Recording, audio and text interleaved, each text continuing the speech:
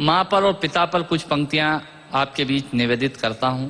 आप यहाँ जितने लोग बैठे हैं, मुझे नहीं मालूम कि किनकी माँ जीवित हैं और किन्होंने माँ को खो दिया, पर मेरा व्यक्तिगत मत यह है कि जिनकी माँ जीवित हैं, जिनके पिता जीवित हैं, वो दुनिया के सबसे संपन्न लोग हैं, वो दुनिया के सबसे अमीर लोग हैं, वो दुनिया के सबसे धनाढ्य लोग हैं।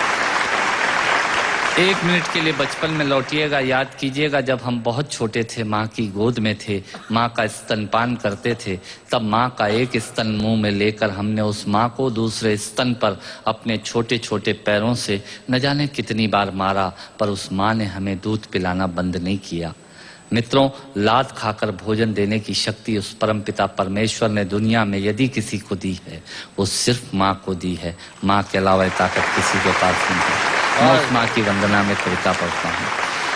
याद कीजिएगा उन दिनों में जब हम चौके में रसोई में बैठकर खाना खाया करते थे और माँ खाना बनाती थी, उस वक्त थाली पर बैठकर हमने जब भी इधर उधर देखा, वो माँ समझ गई और उसने नमक का डब्बा हमारी तरफ सरका दिया। हमारे बिना बोले को समझने वाली वो माँ, जब हम उसे खो देते हैं, वो माँ हमें बहुत याद आती है। वो माँ जो हमारे परीक्षा देते जाते वक्त दही की कटोरी लेकर शगुन बनकर आकर खड़ी हो जाती थी, उसे हम खो देते हैं। वो माँ हमें बहुत याद आती है। रमेश सोज की 4 पंक्तियां माननीय नेताजी यहाँ बैठे हैं, मैं पढ़ता हूँ। मुझे अच्छी लगती है कि बहुत रोते हैं लेकिन दामन हमारा नम नहीं होता, इन आंखों के बरसने का कोई मौसम नहीं होता, मैं अपने दुश्मनों के बीच भी महफूज रहता हूँ, मेरी माँ की दुआओं का खजाना कम नहीं।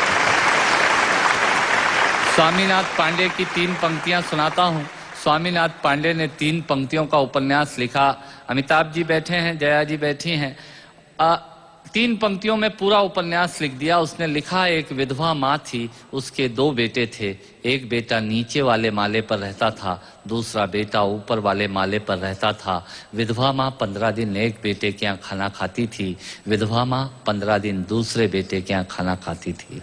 पर ये उस विधवा माँ का दुर्भाग्य था कि साल में जो महीने 31 दिनों के होते थे, उस एक दिन उस विधवा माँ को उपवास रखना पड़ता था। 9 महीने पेट में रखने वाली माँ जब एक जवान बेटे को एक दिन भारी लगने लगी, तब इस नालायक हास्य व्यंग के कवि ने कुछ पंक्तियां माँ के लिए लिखी। सुनिएगा, यात्रा कीजिएगा मेरे साथ। माँ संवेदना है, भावना है, एहसास है। माँ संवेदना है, भावना है, एहसास है। माँ जीवन के फूलों में खुशबू का वास है। माँ रोते हुए बच्चे का खुशनुमा पलना है। माँ मरुथल में नदी या मीठा सा झरना है। माँ मरुथल में नदी या मीठा सा झरना है। माँ लोरी है, गीत है, प्यारी सी थाप है। माँ पूजा की थाली है, मंत्रों का जाप है। माँ आंखों का सिसकता हुआ किनारा है। माँ गालों पर पप्पी है, ममता की धारा है। माँ झुलसते दिनों में कोयल की बोली है। माँ मेहंदी है, कुमकुम है, सिंदूर है, रोली है। माँ कलम है, दवात है, स्याही है। माँ परमात्मा की स्वयं एक गवाही है। माँ त्याग है, तपस्या है, सेवा है। माँ फूंक से ठंडा किया हुआ कलेवा है।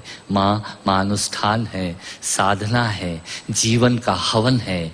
माँ जिंदगी के मोहल्ले में आत्मा का भवन है। माँ चूड़ी वाले हाथों के मजबूत कंधों का नाम है।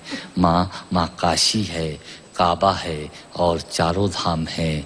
माँ चिंता है, याद है, हिचकी है। माँ बच्चे की चोट पर सिसकी है। माँ चूल्हा, धुआं, रोटी और हाथों का छाला है। माँ जिंदगी की कड़वाहट में अमृत का प्याला है। माँ पृथ्वी है, जगत है, धुरी है। माँ बिना इस सृष्टि की कल्पना अधूरी है। तो माँ की ये कथा अनादि है, ये अध्याय नहीं है, और माँ का जीवन में कोई पर्याय नहीं, और माँ का जीवन में कोई पर्याय नहीं है। तो माँ का महत्व दुनिया में कम हो नहीं सकता, और माँ जैसा दुनिया में कुछ हो नहीं सकता। माँ जैसा दुनिया में कुछ हो नहीं सकता। तो मैं कविता की ये पंक्तियां माँ के नाम करता हूँ। मैं दुनिया की सब माताओं को प्रणाम करता हूँ।